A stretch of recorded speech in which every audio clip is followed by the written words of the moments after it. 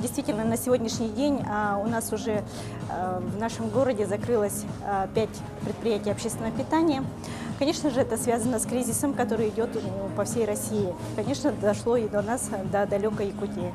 Но здесь много факторов. Да? Один из них – это, конечно же, неподъемная арендная ставка, да, за квадратный метр. А в Якутске здесь она колеблется от 2000 до 6000 за квадратный метр, в рублях.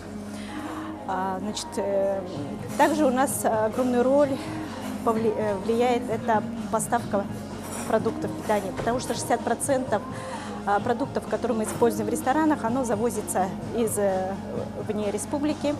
Конечно же, все поставщики на сегодняшний день подняли свои цены на поставку, начиная мясо до 30% идет рост цены.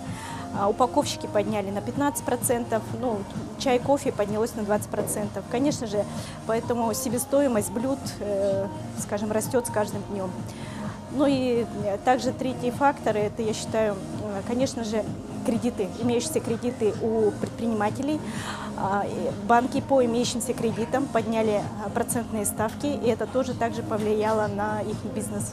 На сегодняшний день, по данным на январь 2015 года, в Якутске было 355 предприятий общественного питания. Да? Я так считаю, что из них, наверное, процентов 8-10, наверное, уже будут закрываться, поскольку сейчас уже приходят предложения о распродаже оборудования в связи с закрытием, либо же коммерческие предложения о выкупе бизнеса.